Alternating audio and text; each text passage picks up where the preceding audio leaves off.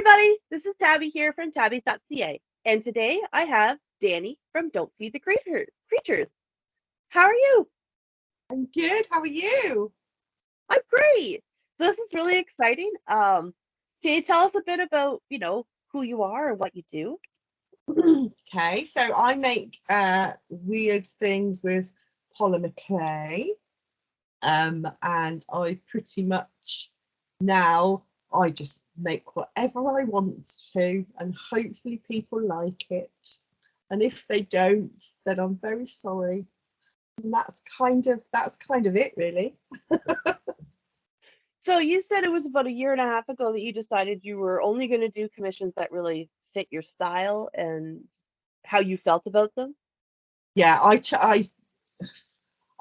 tried so hard to find what's the thing that everybody will automatically want to buy, and try to fit into the little pockets that people give to certain mediums like polymer clay. People assume you're going to make earrings, they assume you're going to make cutesy little things, and I tried all of that, but I'd always have to go that kind of extra mile with it.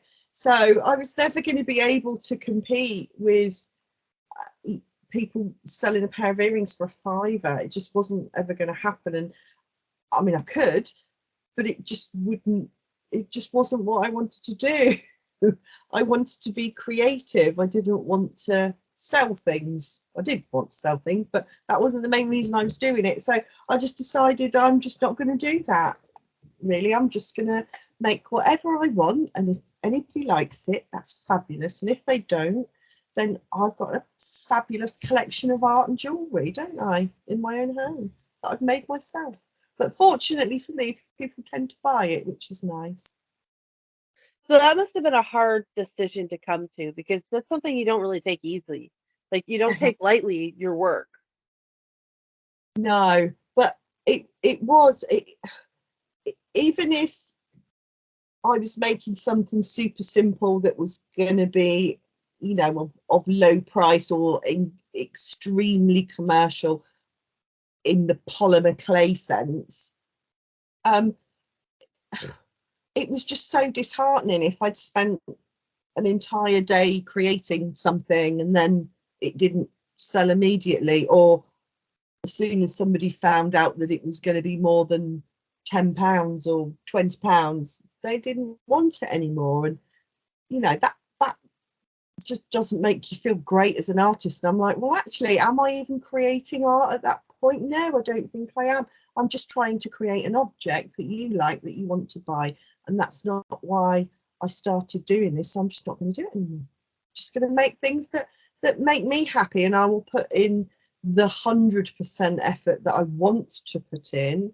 even if that means it takes me hours and hours longer. That's what I'm going to do. And people seem to value that additional time. So it was just finding that sweet spot of making it something that I enjoyed and making it something that people wanted to invest their money in, basically. No, and that's so it's really good that you had that kind of foresight because your art, the art you're making now, is very um, individual to you. Like no one else is making the same thing you're making. Like Mm. the things you're working on right, well, I guess you've just finished working on the elves. They're very much a you piece. You're not going to find those elves anywhere else in the world, let alone the internet. I did. I didn't really when I the reason the first one that I ever made was literally by accident, because I found the frame. Like I love. So I suppose in Canada and America, I'm English, so we go charity shopping, but it's like thrifting, or Yep. all those terms. I flipping love it, absolutely love it, and I love finding little treasures. And the frame was actually a little treasure that I found in a charity shop, that I had just walked into because I had nothing better to do that day. I had an appointment and I had some time to spare. So I wandered in there and I saw this frame with this tacky little plastic cameo in it. And I was like, oh, if I could get the back off of that, I could challenge myself to make something small enough to fit in there. So I bought it and it sat in sort of my studio, which is my dining room, much to my cat's disgust, because that's also where they like to eat.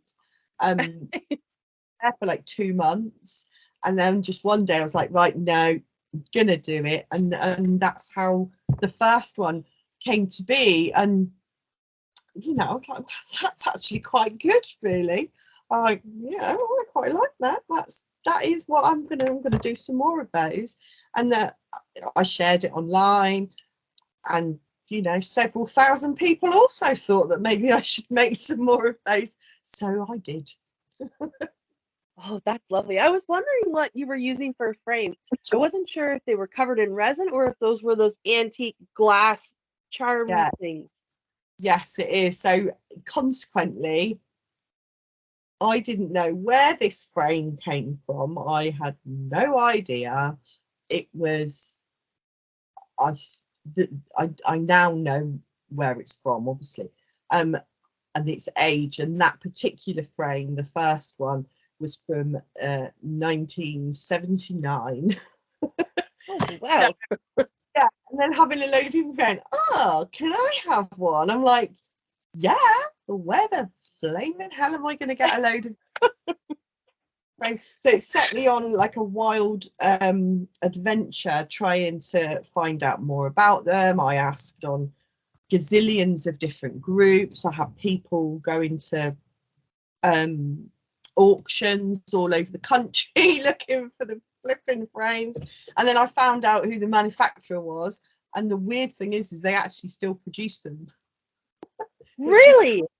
yeah, it's crazy. I haven't bought any new ones. I'm still reusing old frames, but I'm like constantly on eBay just buying up whatever I could get hold of, and then there's a little production line of me pinging out cameos, which I then make into necklaces, so I'm not throwing them away. And yeah, that's it. I haven't had to go to the manufacturers yet and beg them to let me have some. So fingers crossed.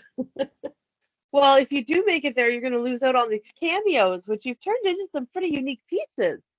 Yeah, well, it just seemed such a shame. I had loads of them, and I was like, oh, what could I do with those? Well, it's a cameo as a brooch or a necklace, and I had some brooch blanks, and I set a couple into the brooch blanks. And I was like, oh, it's a bit boring, really.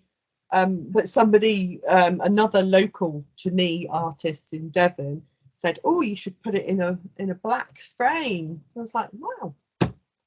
I make stuff with polymer clay. I'm pretty sure I can make a black frame. So that's why these Oh. came.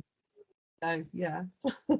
So you made the frame, and some of them have embellishments. Like I've seen some with roses, I think they were.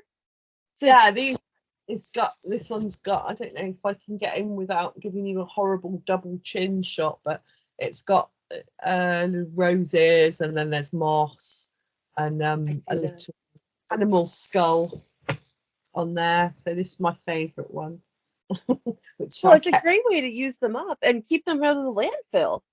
Yeah, exactly. I was like, what do I do? Do I try and sell them on? What do I do with them? Something has to be done with them, because, ultimately I've destroyed something for my own purposes. I should at least try and give them a second life, shouldn't I? No, and it's nice because you kind of breathe life into both pieces then. The frame you're using for the elves and the cameos as well. Yeah, yeah, yeah. So those elves, they're not just polymer clay. Like you have, So I think you guys call it Hessia over there, but I've always heard it as burlap. Is that what uh, you made those dresses out of? no, it's actually silk. So Oh, I feel yeah. insulted. I'm sorry. No, no, no, it's not insulting at all. Not insulting in the slightest. No, so, like I said, I love going to charity shops. I'm an absolute magpie, and I'm a down low hoarder. So everything has a use as far as I'm concerned. So I will keep things for, and some people think there's no reason for it at all. And there's absolutely no reason for me keeping a scrap of old silk or some pine cones that are a bit mashed up. but for me, eventually they will get used, and they all got used in the elves. And the wool for the hair. I can't remember where I found that. Cannot remember, but I've kept that in a little baggie. So I've got all these plastic things all with the little labels on it to tell me what everything is. So, and then I just go raid whenever I've got a new idea. I just go raiding into my plastic boxes, and I will find everything that I need. Takes up a lot of space, but hey, you know, swings and roundabouts, isn't it? I don't know about you, but I know when I'm making a project, one of my favorite things is digging through what I have to find the right pieces. Yeah, absolutely. And it's and it gives you inspiration as well sometimes, doesn't it? I'm a Yes, big I try wherever possible to not look at other people's work or go to trawl too deeply on the internet, because it kind of like it clouds my ideas. I like my ideas to be my ideas, and if they come from materials that I've had, then hey, that's totally fine, but I'm not treading on anybody else's toes in the process, you know what I mean? I do know what you mean. One thing I like though is when I start, so like I'll take, for example, making a quilt. I'll be like, okay, I'm gonna make it a purple quilt, and I'm gonna use blues. And then I start digging through, and I realize that I'm actually gonna go with a burnt orange, or you know what I mean? Like sometimes the idea I have when I get into my stuff is not the idea I use. That's right. That's right. I'm exactly like that. With, you know, after I'd finished my little elves, I was like, I'm going to try some different things, and I was like, I'll try to do some fairies, and I got some ordered some leaf skeletons to make Yes, out of. So I sat down one day with the full intention of figuring out this wing thing in order to make, and I ended up making a mermaid instead, because I was like, I've just look at that blue there, that's so beautiful, and it just okay, ended up with a mermaid. and it's funny the way that works. Like once you get an idea, you have to go with it, or that idea gets lost. Yeah, or it niggles at you, it scratches your brain. I get those quite a lot if I'm busy and something has, you know, an idea is finally formed. It's a bit like sometimes it feels a little bit like I've got a computer program running in the back of my head, and it's kind of working out all the details of something, and when it's ready it scratches until my hands go and make it. So yeah, sometimes I've just got to go no, I can't do anything else, I've got to sit down and get this out of me into some clay, and then there you go, my brain can think about something else. Probably another clay idea. Likely, yeah. So, how did you learn to do polymer clay? I don't know. Don't know, Tabby. Got a clue. Have not got a clue. I did do art at school, obviously, and then at college. Went to A levels. I worked briefly in a creative job for the local library service. So this is, you know, this is going way back in the 90s. So before you did anything on computers, particularly the only thing we ever used computers for was to type out the stuff. I think I saw this in another interview you did, and I was like, I remember doing that. So if you were making something, a poster or whatever, you type out the words on the computer, print it out, and then take it to a copy-proof machine and then add it to your work. So there was no computer design or anything like that. It was all pens and paper and drawing boards, and yeah, it was fun, but I don't know what happened, or I've tried to think about it, but I kind of just ended up in retail,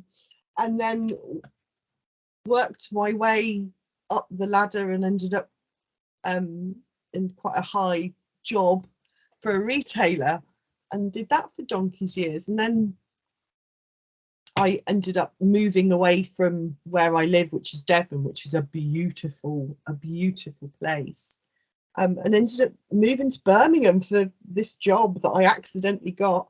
And then one day I was just like, oh, I have no intention of staying here. What am I doing? So I just quit and moved back, to home, and just did jobs to get by, really. Just, not terrible jobs, fairly decent jobs, but just did what I needed to do to get by and be where I wanted to be. And then, of course, the pandemic happened. So I was at home and I did, like everybody did a bunch of cleaning, which is a lot of fun. So when I got bored with cleaning out my sock drawer, I just picked up some clay and then started making things. So I think it was, the background from my youth in art that then came out when I had time. But for all of my adult life, I've literally haven't had 5 minutes to go to the loo half the time. So I certainly didn't have time to be creative. But the pandemic gave a lot of people a lot of time to find things that they'd lost in life, I suppose. Just I love living. the way you say find things that you've lost, because Yeah. creativity is something that everyone has. Even if you don't think you're a creative person, there's still something about it that you are creative in some way. Maybe you're not creating things, but Mhm. even just thinking about managing people, you can be creative in that aspect as well. Yeah, I mean, I got an awful lot of satisfaction about what I did and my role when I was away for all them years. Um, so it scratched that creative itch within me, because I got to make change, I got to implement things, I got to, it was a fantastic job, but it wasn't physically creative. And if it wasn't for the fact that it was so far away from home, I probably would have still been doing it now, and I would have never ever have picked up polymer clay and gone, oh, let's try and make an elf, shall we? And you would be missing out on that whole portion. I would, and I'm so grateful. It sounds really hideous thing to say, because the pandemic was so devastating to an awful lot of people. It was a devastating time. Some people lost everything. They lost family, they lost their livelihoods, they lost their minds through the whole Oh yeah. thing. And it literally gave me something. So I will be eternally grateful for that, and almost ashamed that it gave me that. I don't think you should feel ashamed though, because like it was a horrible time for everyone. But there has been a lot of good that has changed as well, like the way things have been done. And a lot of people have turned to art during the pandemic. And even though it was a horrible thing, if you look historically in human history, it is kind of the human nature to be able to find something good in Yeah, the bad. yeah. I think, and when I started, I wasn't working with polymer clay immediately. I was working with air dry clay and then painting with acrylic. So I really enjoy making my life difficult for myself, because I wanted to do intricate sculptures, but I picked a bloody awful medium. So I didn't know polymer clay. I picked a god awful medium, but I would give away so much stuff just to make people smile, or I'd make things for people who had no idea who I was. I would come across them on the internet, because we were all on the internet and all in groups, and I'd be like, that person is a really nice person and I want to give that person something. So I would make something and I would just send it to them. So, I was kind of trying to, I don't know, share my joy at finding something that was making me happy. And if I could give a little bit of that happiness to somebody else, then it was paying back the universe for the privilege of, you know, being given this gift of art. And that seems to be a bit of a running theme with artists. Like, part of the reason why we make art is so that we can show people, we can give people, like a quilt is like a hug. When you give someone a quilt, you're giving them your love, like in a Yeah. way. You know what I mean? And when you create those pieces, you're putting your soul in them. Mm-hmm. Like, you're not just giving them a piece of polymer clay. Mm-hmm. So it's like there's something special about it. Well, same to you. If you know, I think that um, I was at one point. So this is complete. It seems like a little bit of a tangent, but there is a point to this. So I absolutely adore drag artists, drag performers, all aspects of it. I find it fascinating and funny and entertaining, and people that do it are brave and interesting people. And Yeah. I just got right into doing portrait when I started with polymer. Once I'd figured it out, because if you saw the first thing that I ever made with polymer clay when I tried to shift to it, because obviously clay is extremely messy, and it was fine when I could work in my garden with it, but when I had to come inside because the weather was rubbish, my whole house is just covered in clay. So that was the main reason I tried to shift to polymer clay. And once I'd got the hang of it, I was making drag portraits. So, and I would, I follow people on Instagram and on Facebook and what have you, and I'd find these amazing drag artists that nobody knows who the bloody hell they are because they weren't on RuPaul's Drag Race. Well, that's not the Oh, be yeah. all. There are so many more people and fantastical performers out there. That's Oh, not yeah. the going on. And I'd make them stuff and they'd just be like absolutely made up. So I met awesome people doing that, absolutely awesome people. Some of them are friends now, which is great. Um, and it's just nice to give recognition to people for what they're doing, just because they don't want to go for drag race or whatever. Just, there's Yeah. some validation for how fabulous you are, darling. I love that. That's so awesome. I haven't met a lot of drag queens, but when I was younger, me and my sister-in-law would go, well, and a couple of my friends would go to gay bars, and we would meet some drag queens there, and they were always the sweetest people. Like, they were always so nice and so kind. I mean, they were over the top, but that was part of the allure. It's part of why they were so awesome. Yeah. I mean, some people that I kind of just met through groups and things like that. It was so supportive and of me, and just so, because drag is not just a man in a wig and a dress. There Yep. are so many different aspects to drag. You've got bio queens, you've got drag kings, you've got non-gender drag. There is no gender to drag. Drag is drag is drag. We're all in drag. Um, it's just such a wide thing. So some of the support that I got from people for me being supportive of their art, because it's an art form, and it was Yeah, it just is. amazing. It's just absolutely amazing. So I met some fabulous. I didn't meet them, obviously. We were talking on the internet, but met fabulous people by doing that. And there's quite a few drag performers that have pieces of my artwork, which literally thrills me. Like famous, what the average person would consider famous because they've been on RuPaul's Drag Race. They've got my art. How amazing does that make me feel? Makes me feel fabulous.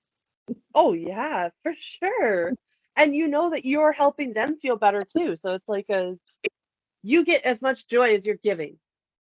I do, but I mean, some of them bought my work, which was even more fabulous. Yeah. No, No, that's even better. because I would have probably just given it to you anyway. But that's brilliant. If you want to buy it, absolutely fine.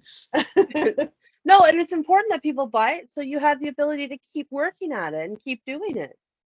Yeah, and I did that as well. Like, occasionally if I'd had a fabulous month, and super grateful for the support, I would pass on an element of that with something for free, or somebody who did something amazing in the pandemic, mainly performers, not well-known performers at all, singers, cabaret people, whatever. Just everybody loves something with their face on it. So there you Oh, go. I'll true. make you.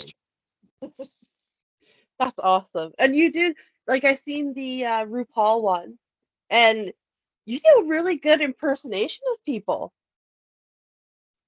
Well, facially, not so much. It's a generic. So so when I started doing those, it's like I cannot make a sculpture that looks facially like a person. I still really can't do that now. I can try, but it tends to be the essence of the person. But when I started doing the drag portraits, I picked a generic face. So if you look super closely at them, the face is always the same. It's just the eye color is different, or I've put a slightly different tweak to the mouth or something, but there's not really a nose, there's not really cheekbones, there's so it's really generic, and then I just let everything else tell the story of who it is. Okay. So much easier than trying to copy somebody's face and then perhaps offending them if you don't quite get it right. Yeah. And you don't necessarily need that because the RuPaul one and stuff, like, it does look, it has his, like you said, essence. It kind Mhm. of has that feeling to it. The one you did with David Bowie, the Uh-huh. the Yeah, cheekbones are very, very much David Bowie cheekbones, and it looks like Jared. yeah. See, that was when that was a test for myself, that one. I was asked to make some Ludo earrings, and we were just generally chatting about the whole film. Um Labyrinth. yeah, and everybody's favorite film. Is that not everybody's one of their favorite It's films? it's my favorite. Like, as a child, it was all about the labyrinth. That was my favorite. Was there any other film? No, Yeah, it was just, wasn't it, really? Yeah, totally. If the Goblin King came and asked you to marry him at the time, the answer would have been, yeah, you probably would have been. Yeah, I don't know. I like to buy. He was awesome. Of course, we had the faux leather oh, pants and the dancing. exactly. That's it. That's it. And I'll do anything. I'll give you the world if you just do what I want. It's like, yeah. Oh no, there's a whole like thing about that in teenage girls, isn't there? That we're not here to talk about that, but we definitely could. Yeah, that's all wrapped up in the masquerade party in that show. Like, that scene, just phenomenal. Just So, oh, good grief. So yeah, so we were talking about it, and I was like, oh, yeah, I've got some crystal balls somewhere. I could do a Jarrett, and she's like, no, I don't really. I think she wanted some earrings, and I was like, that's just not going to happen because they would weigh yeah, a ton. Rip your ears out, so it's never going to happen. So forget that one. And she's like, well, I'm not really into pendants, and I'm like, no, fair enough. But the idea was in my head, and it was, of course, scratching at me. So I was like, I want to do that, but it was going to be a case of there's no way that you can do something like that with a generic face. You have to yeah, try it.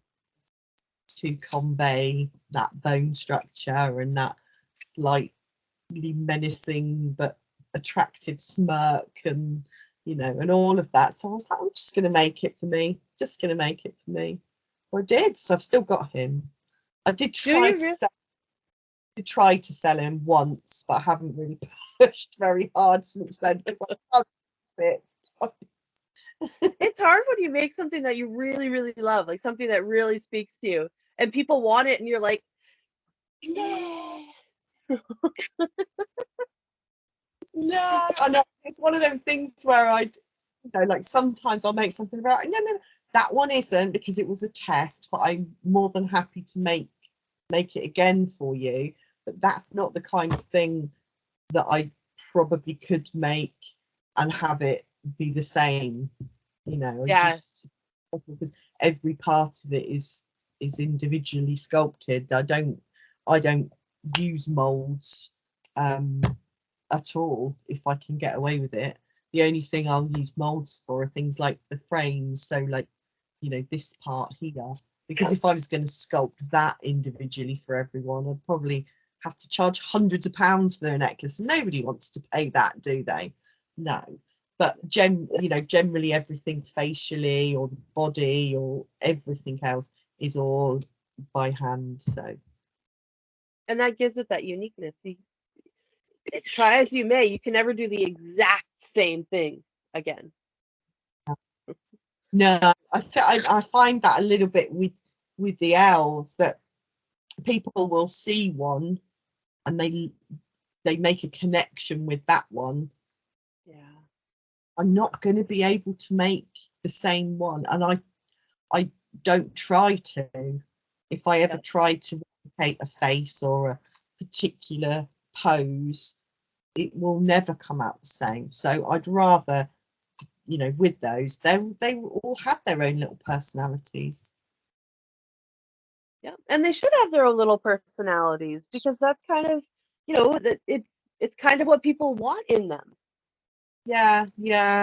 I mean, I've how I did my last batch was I made them all in advance, and then I let people choose in the order that they requested. So I would, I had 12. So the first person on the list got to choose 12, and da da da da da. So everybody kind of got a fair shot at what was available, instead of me going, oh yeah, okay, I'll put you all on a waiting list and then I give you one. That's the one that I made for you. Well, if it doesn't speak to you, Yeah. And art has to speak to you. There's yeah, a connection there. that's it. And everybody found one that they were like, oh, that's mine. What's its name? That's perfect. And I noticed you do kind of give your customers instructions for their elves. Don't tap on the glass, and you know, Yeah, that was a bit of a secret. I mean, so only the people that had received them would know that. But because I've had so much bother with Royal Mail and getting stuff out of this country since January, I in the end I used one of the pictures and it had the instructions on there, because it's just been a nightmare. I've still got a bunch from that last release just sitting in a warehouse in Milton Keynes, and it's driving me insane. Everybody has been so hugely understanding of the situation, but it's still a bit stressful. But hey, what can you that do? is stressful. You spend all this time working on them and creating these beauties, and then getting them to the right people, and now you're having this issue. What happened? Like, was it the entire UK mail? No, so basically back in roughly, what was the date? It was around about the 12th of January.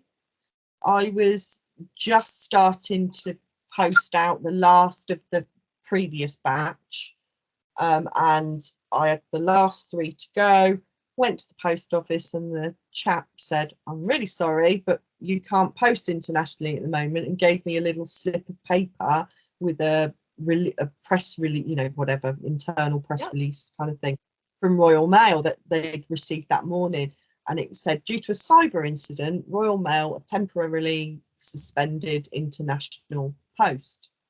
I was Oh, like, okay, well, that'll last for a couple of days. They'll sort themselves out. It'll totally be fine. And then it went on and it went on and it went on and it went on. And it was just going on forever. Fortunately, the way that I work, I don't take your money until I am about to ship your product. yep. Don't do it. A lot of people take deposits or they ask to pay up front. I don't. It's like, if you don't want it anymore, that's absolutely fine by me. I would rather that, you know, you kept your money until I'm in a position to send something out. So I had at that precise moment, I just had 3 people's money because I was about to go to the post office. Thought, that's okay. It'll only be a few days, and it just like I said, it just went on and on and on. And they reinstated shipping eventually, but you had to buy it online. So I started Oh, doing that. Yeah. So I started doing that at the end of January, and then things still haven't been moving. So there's just must be a huge room somewhere at a post office in Milton Keynes just full of all the international posts. I know it's affecting so many businesses. It's affecting, you know, particularly small businesses and artists and makers, because we rely on Royal Mail because it's the most cost effective way of getting things out of the country. If you use any other courier, the prices are a minimum of double what you would pay with Royal Mail, and sometimes not as reliable, except at the moment, obviously. So it's kind of, yeah, it's ground everything to a halt for me, really. And it really is the reason why I've probably not made anything for about 3 weeks, because I'm so concerned about the number of items that I've got that are still sitting, waiting to they're get to their homes. So still sitting now. yeah, it's just so stressful. But it was Oh, apparently it was a ransomware attack from okay. a Russian whatever. There's been so little information about it on the UK news though. So, you know, from talking to some other Mm. crafter and friends, and we're all like, something's not quite right with this. Why is it not all over the news all the time? If you look on Yeah. Twitter, it's absolutely people raging all over Twitter about it. But you look on our news, and there's nothing. I think it's been on the news once, and it's been going on for nearly 2 months. So Wow, that's crazy. yeah, not And fun. So yeah. No, that's frustrating because it takes a lot of work to make these things, and you put a lot of thought and energy into your packaging, and you do all the online sales, which is not easy, and then you reach this huge blockade that's completely out of your power. I know. I've been, all the people that have things stuck in the post at the moment. I keep in contact with, like once a week. I keep checking the tracking. It's like, oh, it's not moved yet, or da da da, and what have you. And every reply has just been, don't stress about it. Don't stress about it. I appreciate you, was something somebody put, and I just had a little cry just getting a reply back for, you bought something from me that's not, it's not cheap, and it's still not with you, but you appreciate me. Thank you.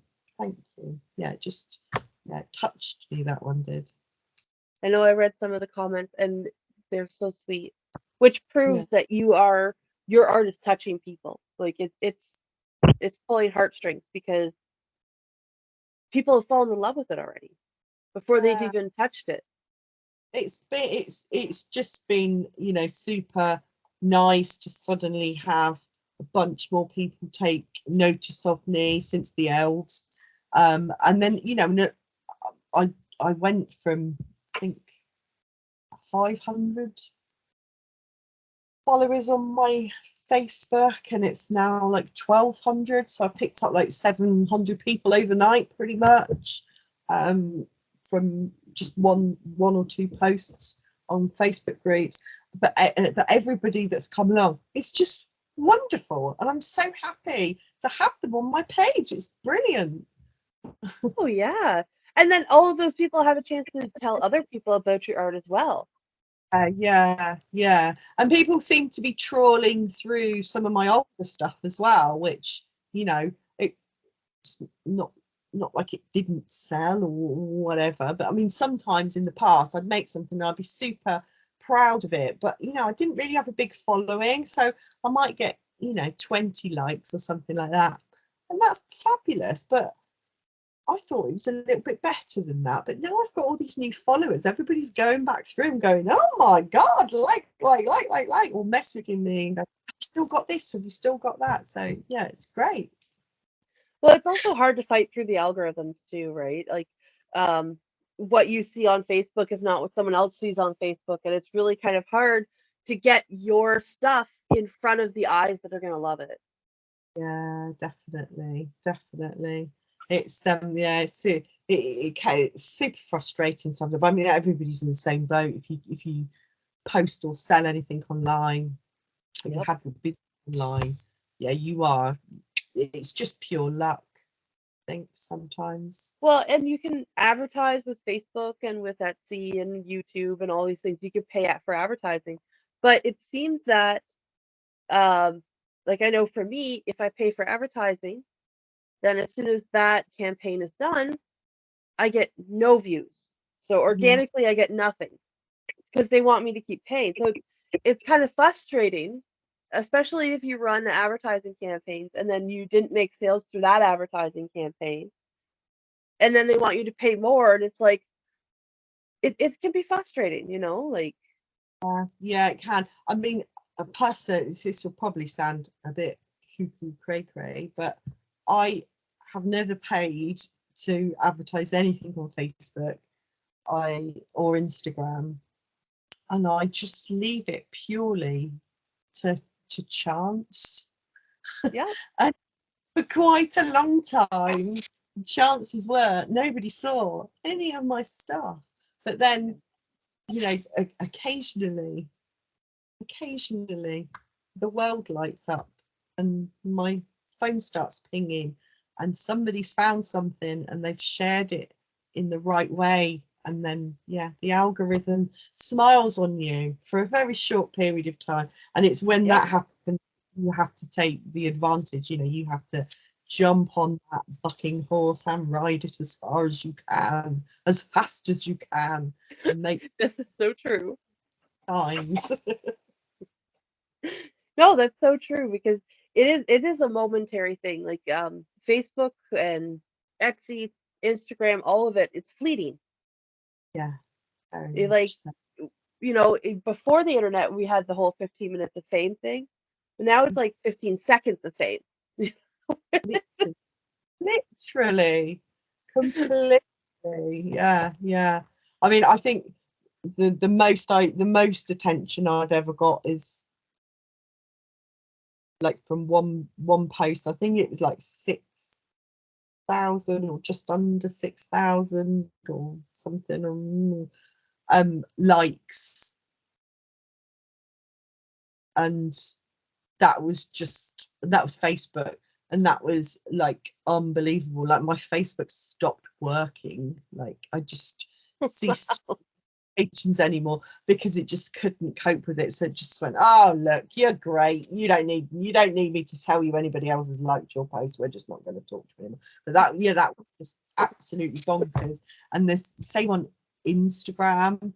Like occasionally I'll do a reel, and I'm like, how the flaming hell has like 5,000 people seen that? How's that happened though? What are you looking at? Why do you watch that one and not that one? I don't know. So yeah, just ride it really. Just go with the flow. No, it's true. And your stuff is awesome. So I know people are loving it. Like, and when people help by sharing it, when people Mm. like your page and they share your artwork, it really helps to kind of build a following. Oh my goodness, does it? I think it's not until you have a business or whatever online, that you understand how desperately wonderful it is if somebody shares something of Yep. yours. Like, that is the biggest hug that you could give anybody. If you appreciate what they do and you like what they do, if you can't buy from them, just share it, Yep.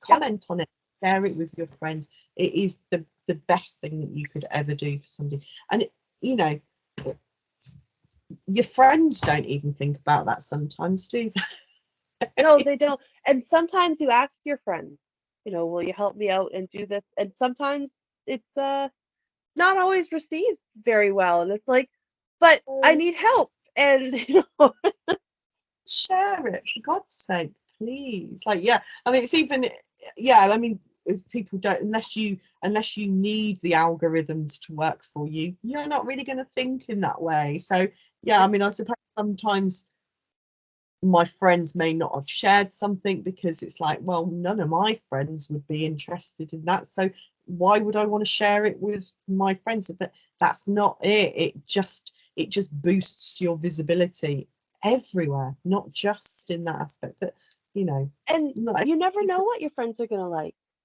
no, you don't, or what their friends will like, or what Yep. their friends like, or what their friends will like. So yeah, that's it. I've Yep. come across, I've made connections and done work for people that I would have never have come across in normal life, and they've not just found me on the internet.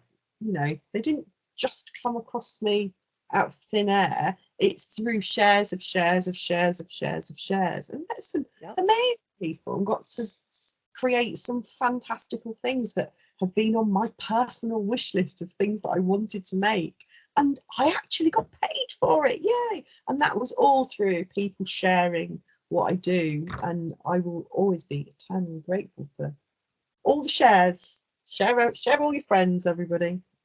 And it is so important. It's so important.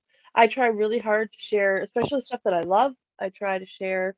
And then, friends of mine, sometimes I share their stuff, even if it's not something that I absolutely love, I'll share it. So Yeah. it really is, everyone kind of has to band together in this day and age where we sell online to help promote everyone. Definitely, definitely. I should probably take my own advice a little bit more and do that for other people, but even I forget sometimes, and I know And how important it is. and we get caught up in our lives. Like we get so busy in what we're doing in our day-to-day lives. And Mhm. social media sometimes becomes work. So a Yeah. lot of times I don't even get through my nose, like get to my news feed. I set timers to try to make sure I don't get lost in the black hole that is social media. Uh-huh. Oh, gosh. Yeah, I know exactly what you mean there. Exactly what you mean. I've lost many an hour scrolling reels on Instagram trying to find interesting video to use. I'm like, what am I doing? I should be making something, or I should be cleaning the bathroom or doing something constructive with my time instead of watching all these kids play on Instagram. Jesus. Well, I think we'd rather have you make something than wash the bathroom, but Maybe. One day, I promise. one day you'll just be able to get someone to come in and clean the bathroom for you. Yeah, that would be great. Yeah. Are you offering to have No. like Canada? Yeah, no, it's a bit of a long trek. I had a quilt retreat last week, and it was so nice not to have to worry about anything. Like they feed you, and you have your sewing machine all set up, and you just get to sit there and sew and eat and sew and sleep. And yeah, it's you come back and you're like, oh, I have to clean my own house, and oh, I have to feed myself and you. See, I've got no kids, but I've got two massive fluffy cats, who are both boys, so they're messy and smelly everywhere, and they'll like jump on top of you and then puke on you. Yeah, that's just not fun. So yeah, coming home sometimes is a bit of a minefield in my house as well. I've got to watch where I stand when I walk through the door, just in case one of them's left me a present. Oh. So having the cats, do you find that that's hard on you doing the polymer clay? Because I know when I do polymer clay, and maybe I'm too picky, but I do it on a mirror, and I have just to make sure that I don't get hair, or because it's so easy to do. So yeah, the hair gets everywhere. So I've always got my trusty pack of wet wipes next to me when I'm working, and I'm like, make something like, oh my god, there's a bloody hair stuck in that, and then I might have to do it all again if it's like really welded in there. But they do come in quite handy because their claws make fabulous elf axes. So that's where we get bits from for making little elf picks or whatever. I don't know. They're not really hammers. They're kind of hooky things. But yeah, so whenever Like I a do get sigh, them, like a sigh, yeah, like kind of or a short, sickle. Yeah. and it was a bit of wood, and then I bind the claw on, and then some of them have got those, and so they're the warrior elves. They're the ones that come out. Yeah. But yeah, I'm always hunting for them on the floor, so that's my excuse sometimes for not hoovering, is because I've not been able to do a full floor. That's my excuse, and I'm sticking to it, by the way. And I feel you with the wet wipes. I used to have baby wipes because when I was doing the clay, I had my kids were smaller, and so you'd have baby wipes. Like I kept baby wipes in the car and stuff because they're just amazing. And I would have baby wipes beside my clay constantly because I'd wipe it down before I started, and then it doesn't matter. There's always dust. There's everything. You're wiping it down as you go, and Yeah, well, I mean, in the end, so I found a wipe that I love, and it sort of helps me sometimes almost because if you overwipe, so I use Fimo, and if you overwipe Fimo, it starts to sort of melt almost. yep. So sometimes I use that melt to be able to create some of the fine detail. It's hard to describe without whether or not it works.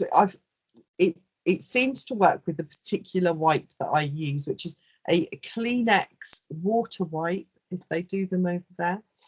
It works like that. It doesn't work on other brands of clay in the same way, but yeah, it does with Fimo, and it also creates like a really interesting texture as well if you overwipe it. So yeah, Okay. thank God for hairy cats, or else I would have never have learned that. Hey, there's something good that comes out of something bad almost every time. Definitely. That's really neat. I'm gonna have to remember that. I love Fimo clay. I love like I've used Sculpty. I don't know what you have in the UK, but I used to use Sculpty all the time, but I just didn't like it as much as the Fimo. Like sometimes you get better colors in the Sculpty, but I still Yeah, like the way the Fimo baked better. yeah. See, Fimo is the only clay that's widely available if you wanted to walk into somewhere and buy it. The Sculpey and the Cernit, is it, that I see people using quite a lot? I've never seen anywhere physically sell that. You can buy it from from online places in the UK, but the colours on the sculpty stuff, some of them beautiful. But I mean, ultimately, you can make any colour you want to. All Yep. you need lots of different colours and a little bit of colour knowledge, and you can mix anything. And I you know I spent hours and hours playing and creating colours before I ever made anything. I used to I'd lose days making colours, and then once I figured out that you didn't just have to mix clay with clay, you could mix clay with alcohol ink, or you could mix it with pastels. you could create the colors that way. That was just a life changer. That was just fantastic. So yeah, Oh yeah. many hours spent just fiddling with little bits before I actually make something. So knowing that you use kind of bits and bobs that you find, I know I've done this where I thought something was metal, and so I had it in the clay to bake it, and then it melted because it was actually like it wasn't metal. Oh no. Oh, it's horrible because then you have to throw the piece out and you're like crying because you can't save it. You can't like break it off and keep a piece of it or something. That's It's pretty. No, fortunately, I've never had anything. The major problems that I've had was in regards to glazing, because I don't want to use resin. I don't want to have the additional kerfuffle of having resin, finding somewhere suitable to use resin, curing resin. It's just bores the living hoolies out of me. And I don't make a bunch of flat earrings that I'm going to yeah. need to resin. So what's the point of me investing a lot of time and effort in understanding it, and the financial investment in getting it, in order to get a little shiny bit on the lips of something? It's pointless. So, but I've had a lot of trial and error trying to find a suitable glaze. Um, and to be perfectly honest, everything goes sticky after a while. Everything goes sticky. However, I have found one thing that doesn't, and most polymer clay artists would shout at me for saying this, because it's a particular nail varnish. And Okay. all every single article, website, whatever, will say don't use nail varnish because it will deteriorate polymer clay.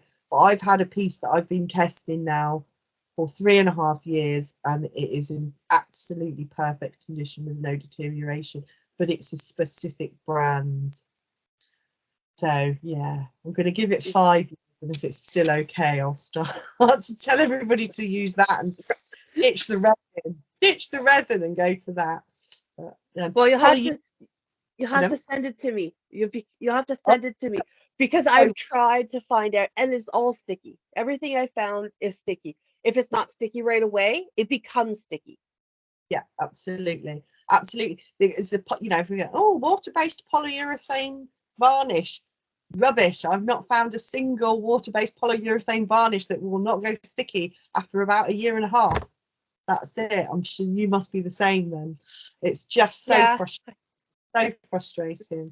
I do just sometimes, if it's a framed piece, I'll just use a little bit of just Fimo gloss. I've got like a little tiny 10 ml bottle of Fimo gloss, and I'll just use that.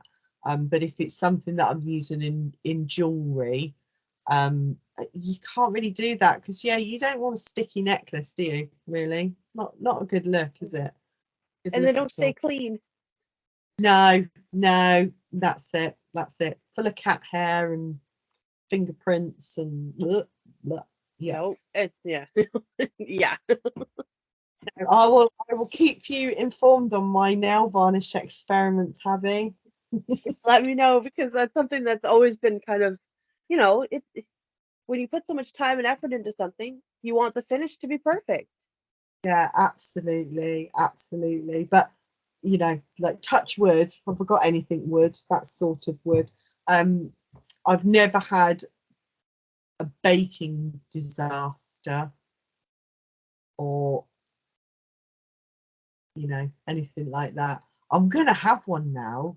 You know that, don't you? Know this is. Sorry.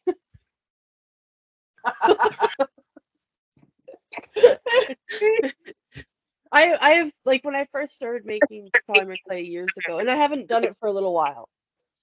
But when I first started making polymer clay, you'd make some pieces, and I wanted to ask you about this too. So some pieces you make, they're very thin, right? So like arms or fingers, Yeah, and then the thicker pieces.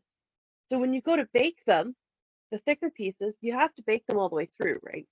And if you bake them too long, you literally burn the polymer clay, the thin pieces. So no, it's the temperature that you're baking at will determine if something burns or not. The length of time has nothing at all to do with it. So you could bake something for 10 hours, as long as it's at the correct temperature, it won't burn. It's only if you get spikes in the oven that you're using, or something like that. So if your temperature was too high, then yes, your piece would come out. And if you had little fingers, all the fingers would be black, or the clay would have gone a funny, weird, kind of dirty tobacco colour. And that's just your oven that's too hot. Or if you don't bake it high enough, at high enough temperature, it will look totally fine, but as soon as you push on a little finger, it will just snap off. So that's too low. So you can't, yeah, the length of time is irrelevant. As long as it's the minimum amount of time, and it's the correct temperature, you should get a perfect bake. And fortunately, I've got a great oven. My oven's absolutely banging. I don't know what God blessed me with the oven that I've got, because it never spikes. It's brilliant. I see it all the time. People ask the question and people go, get an oven thermometer and all of this. And I'm here sitting here going, oh, I don't need to bother with that, because almost I'm just going to be quiet in the corner. I'm not getting into that conversation, because I'll get hate for having a great oven. I had that over my first son having a great labor. Everybody was like, "Don't even tell me your story." Like, Yeah, well, yeah, it's a good story. But I did then, have that a lot when I was using the Sculpting. The Sculpting, you're supposed to cook at a higher temperature than the Fimo, because I think it's been a while now, but I think it's 250 or 275 for the Fimo, and the Sculpting is supposed to be a little higher. mhm. And it was the Sculpting that I kept burning, so it must be, like I said, this is years. I haven't done any polymer clay like for sale. I guess I did a button a little while ago, and it's funny because like I have different things and I get into them and out of them and into them. But That's just creative mind. You just need to go around. See, temperature wise, I don't even need to think about it anymore, because I've just got a little mark on, because it's a dial. So I just literally moved the dial to the mark. All the numbers have like rubbed off years ago. So, it's like, that's right. And weirdly, that part that I turned that dial to on the very first thing that I baked was bang on. So I just put a little dot on it, and I just do it at that all the time. So I'm no genius with temperature. So I'm just the luckiest person alive. well, they say you create your own luck. Yeah, So they must have been fate. That's what it was. the universe wants you to create. It did, didn't it? It definitely did. And I took up that challenge. Well, and I've had the oven. I think I've gone through 3 different oven thermometers. And I'm like, oh, this one's not great. This one's not great. But I've also had older ovens too, right? Like the one that I did the majority of my polymer clay baking on was like one of the first ever apartment size um oven. Like it was, Uh-huh. you just looked at it and you were like, oh, that's probably 100 years old. Like it was it was so old. So it took a lot of trial and error to figure out how to make them all right.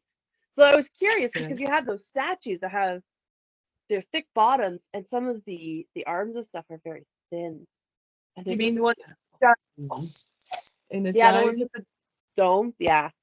I think that was like nerve-wracking, because I don't tend to work freestanding. Most of my stuff is flat back, so it's either, if it's a piece of jewelry, it's attached to, a base, or the elves are flat backed and they're in a frame, and the drag portraits, that's all flat back. So I don't really have to worry about something supporting itself. And I just decided that I was not. I was chickening out a little bit, not doing freestanding sculpture. So I just gave it a go one day. And do you know what? The day that I made the first one was like the hottest day here at the time. It was like absolutely sweltering hot. And I worked outside, which was the stupidest thing to do in the world. And I also decided that apart from the very bottom of those sculptures, which is it's a candle holder turned upside down with a bunch of silver foil stuck to the top of it. That was the only part of armature that I was going to put in. There's no armature at all, apart from a cocktail stick just pushed into the body to hold the head up. So I'm doing all of this in like, I don't know, like temperature wise over there. We do it in like degree. I don't We do know. Celsius. Oh, so it was 37 degrees that day. So what would Oh, that so we do hot? Celsius. I don't know, like it's Celsius over there too, isn't it? I don't know. Like 37 is hot. Like today it's about 14 degrees today. Yeah, I And it's think not. it's yesterday was -11 out here, on the East Coast in Canada. But yeah, it was a little cold. It's very windy, but Wow, Tabby, my God, no. Anyway, well, I'm English, so 37 for us was burning. oh, 37 in the summer is ridiculous. Like here in St. John, it's not terribly hot in the summer, but where I grew up in Tillsonburg, it was nothing for it to get to be 37. And at 37 degrees, you were wishing you had air conditioning and they're telling people to stay indoors. Like, it's hot. Yeah, we're on the same page there. So that was the kind of day I was working in. So the whole thing was just sort of like drooping all the time. Oh, And I was just like, why am I doing this to myself? And then when I had finally, because it had to be baked several times, obviously some of the wings were done separately, and then the front and then the back. So it went in and out several times. But when it finally went in as an entirety, I was like, oh, how am I getting that in the oven then? How's that actually going to fit in the oven? That I didn't think that through, did I? oh no. Yeah, it's like I'm such a wally. I do that all the time though. I will make something and then, you know, actually getting it baked is secondary. It's just an insignificant part. Don't worry about it. It'll be fine.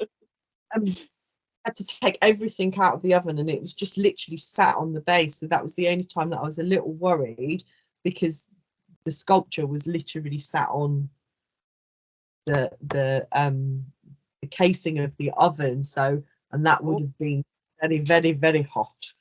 So yeah. yeah, super lucky that I suppose the biggest part that was touching wasn't actually clay, it was the internal, and because I'd used glass, I think it diffused the heat enough to mean that it kept its integrity and didn't explode into a million pieces.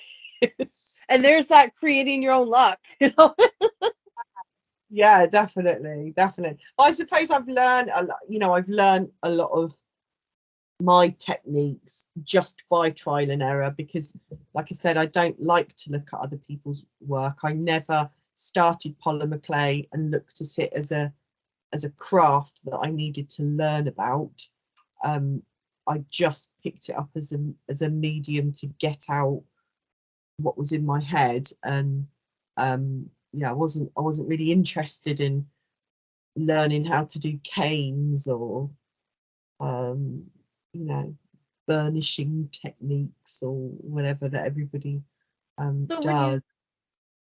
when you started, did you want to create a polymer clay business when you first started? Uh, no. I mean, when I first started, I was working with air dry clay. So, like I said, I simply moved to polymer clay because the air dry clay was so messy to do inside in the winter. And, I'd seen a few, particularly Italian artists. There's a lot of Italian artists that make lots of little intricate sort of characters. They tend to copy a lot of Disney, you find. But they make little character necklaces, and there's loads of sellers that do that on Etsy. They're kind of like, is it chibi kind of thing, and Oh, okay. Hawaii, like cats and all of that stuff. Anyway, I just thought, they're super cute. Yeah, I could give that a go, kind of thing. But I didn't particularly want to do that, and I certainly didn't want to sell that, because there's so many other people doing it. Just Yeah. thought, hey, I'm going to try that medium. The first thing I ever made, I should send you. If you can't find it on my Facebook, I should send you a photograph of it, because Oh, you definitely should. you will howl with laughter. My partner has got it in his office because it just is the most embarrassing thing. Oh. See, honestly, it's absolutely shocking. And it was a mermaid on a stone, and it's, yeah, no, it's horrendous. I will send you the picture and you can put it on here just to give everybody else hope. So when did you move to selling? So like you kind of started to get these ideas out of your head.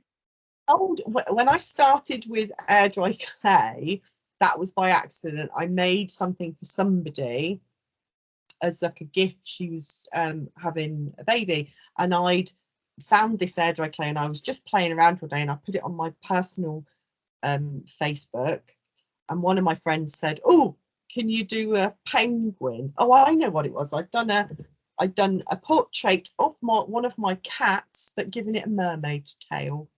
And Oh. yeah, my friend who's having a baby commented and said, oh, like that, are you gonna, you're gonna make them to sell? And I'm like, I don't know, would anybody be interested? And she said, oh, I'll have one if you make a penguin. And I was like, I can only make a penguin if I give it a tail.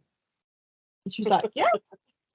So I made her a mummy penguin mermaid, which I called her Oh. Mergwin, and little baby Mergwin, and gave it to her for the birth of her daughter. And then loads of people were like going, yeah, could you make me one as well? And then I just, Oh. if I actually sold these things, would anybody be mad enough to buy them? And lots of people said yes. So I set up a Facebook page, and I made my first sale within about 4 hours of setting up my Facebook page, which was great. And then I sold online all these little mergwins and flamingo mermaids and cat mermaids and all sorts of just mermaids. So they all had tails, really. Everything had a mermaid tail. So I enjoyed doing that, but I kind of like stuck myself in a rut with it, really. But I did do an awful lot of portrait mermaids for people, so they'd be like drunken mermaids with bottles of gin and all sorts of stuff. And then mainly to America. My main client base, even now, is America. I don't get Okay. attention from the UK market because all of my stuff's so weird, I think. Well, I know when I was looking through, one of the things that really caught my attention was those zombie flamingos. Oh, I love those. Love They're them. so unique. Who ever Love. thought of that? Well, it was because I love flamingos. What girl doesn't? It's, you love the film Labyrinth, and you also love flamingos. That just means you're a girl. Yeah. There's not much to us, really, is there? And I've got loads of them. I'm so tacky. I've got a back garden full of the plastic flamingos. So they're all over my back garden. My neighbours must think I'm a nutter, but I'm not really that bothered. I love them. And I saw zombie flamingos on it was some Facebook group, and I was like, I need to go buy them, but you could only buy them in America, so I was absolutely gutted. Oh. So I'm just going to make myself some bloody zombie flu. If I can't have them in the garden, I'm going to wear them on my jacket. So I made myself a zombie flamingo, and then I sold about 3 or 4 of those. They've got little zombie flamingo brooches have gone everywhere. It's like, yeah, there you go. So that's where they. You're starting a type of revolution. Like, if I want it, I will make it myself. Yep. So what inspires you? Like I know you've seen these zombies in a group and stuff, but like normally what inspires you to make your art? Literally anything, literally anything. And usually the thing, it's it's usually what you wouldn't expect to inspire me, you know. Sometimes, like, so sometimes it will be, you know, something like that, like I've seen something that isn't somebody else's art, it's just an object, and I'm like, wouldn't that be great if I could wear that or put that on my wall, and I'll just go make that, and then if anybody else sees it and they like it as well, then fabulous, that's great, then I can make some money from it. um but if not, that's cool, I've just got what I wanted.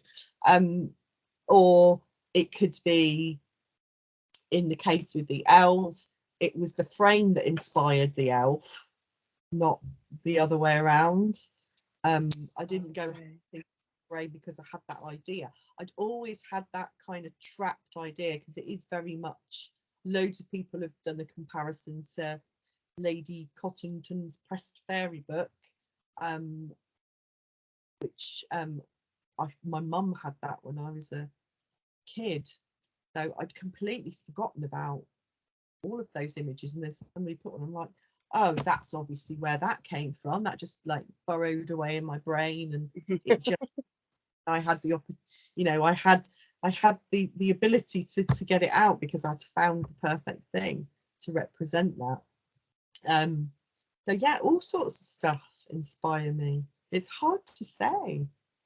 Just, yeah, sometimes just sitting and staring at a wall, and then all of a sudden be like, oh, well, what about a multicolored flying phoenix Dolly Parton? What about that then? Let's just go and do that. It is kind of neat to see where your ideas come from because they can come from anywhere. Yeah, absolutely, absolutely.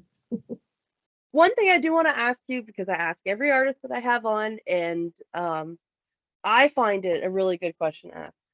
What would you tell someone who wanted to start doing art, like an emerging artist? What would you tell them?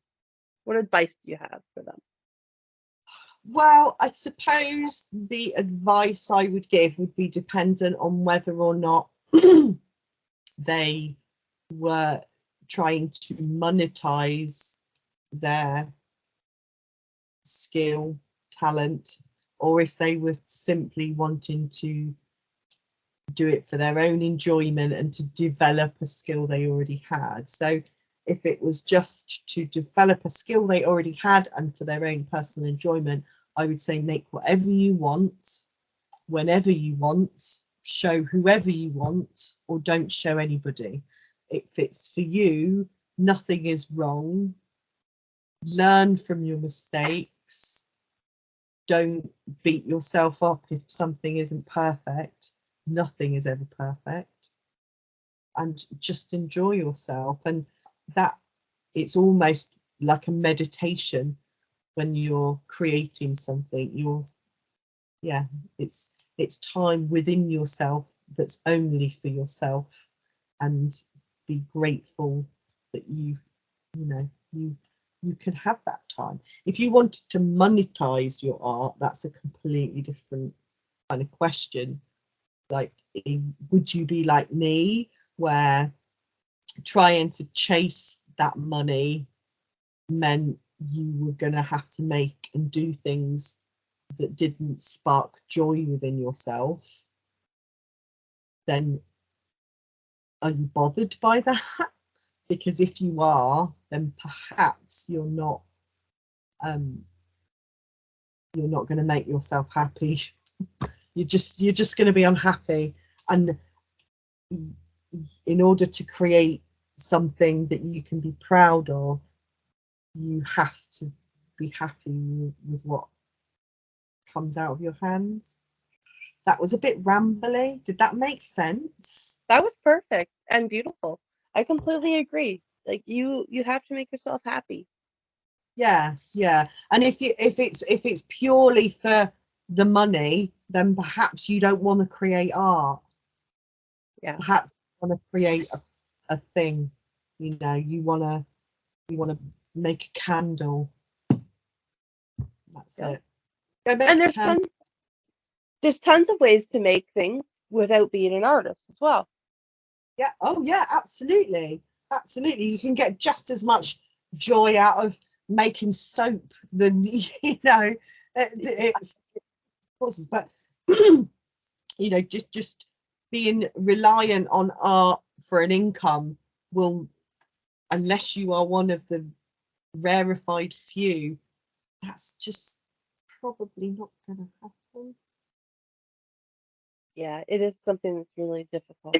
Yeah, super difficult. Like, you know, some months I'm kind of like, oh my gosh, this is just fantastic. And if you'd told me at age 8 that, you know, I was buying my cat's food this month with things that people have paid me for, I wouldn't believe you. And then other months it's like, oh my God, this couldn't possibly continue because, you know, what am I going to do? I'll have to go and eat all that cat food that I bought the cats last month because I can't. So it is. It's up and down and up and down. But ultimately, if it makes you happy, do it, and you're going to have to support yourself in other ways. I'm super lucky because I have an incredibly supportive partner who has kind of got me through the last 3 years of pretty much solely focusing on creating things and getting better at it. I've been so lucky to have been given that opportunity. I didn't go into this expecting to earn a fortune. I didn't go into this expecting to earn anything. It was something to do whilst we all had so much time given to us by the universe from the pandemic. So I'm fortunate I can continue to do this because I like doing it. Yep. Yeah, there you go. And there is something really important about that. You know, you have to love what you're doing, whether you're doing art or you just have, like a job or if you run a company, whatever you're doing, you have to love it. Yeah, yeah. See, like I've got a little part-time job that I just go down just to see people. Because otherwise it would just be me and my cats in here all day, and then my other half when he gets home from work. That so there's some days where I could go 4 days without seeing another human other than him and two felines, and I've spent all that time creating things and working on things, and I may have sold some things, I may not have sold some things. Either way, I'm happy. You know, that's not the main thing that drives me to create money. Just happen. If it happens, fabulous. If it doesn't, then I'm happy with what I made. Yeah. And that's like when it comes right down to it, you have to be happy with it. You have to make something that speaks to you. And Yeah, then it usually speaks to someone else. yeah. Fortunately, yes, yeah, Well, Danny, thank you so much for joining us. It's been really special to talk to you and learn about your story and how you came into this awesome world of creating. And your pieces are gorgeous. Like, I understand why you have so many followers. thank you, thank you. No, and I'm grateful to every one of them for, you know, supporting me with what I do. I just love it, and I love all of the wonderful people that have joined me on the journey. Well, hopefully you'll have more people coming. It's becoming summertime or springtime, and people love people love all the colors and the beauty. And yeah, we'll see what's in store for you. Hopefully, Royal Mail gets their stuff situated, and you're able to Yeah, get back to sending. I've got a load of people chewing my ear off, wanting me to make a bunch more of those little mermaid ones, but I'm kind of, I don't want to go making them and taunting you with them when I can't get them to you. Well, hopefully, Royal Mail will get sorted out because these people deserve their mermaids. They do. They deserve their mermaids. They deserve their poor little elves all trapped in Milton Keynes. You know. They're not having no fun. They want to go to Canada, they want to go to America, and they want to get to Australia. I don't think anyone likes being stuck in a box. Definitely not in Milton Keynes. If you've ever been there, you won't want to be stuck there either. I'll get loads of hate mail from people in Milton Keynes now. You know that's going to happen. Well, thank you so much. And if you want to help support Dani, make sure you get over to her page and you give her a like and give her a share. And yeah, if you like the video, make sure you like and subscribe, and you can follow along for the next artist. Thank you so much, Dani, and we'll see you later. Thank you. Bye, Tabby. Bye.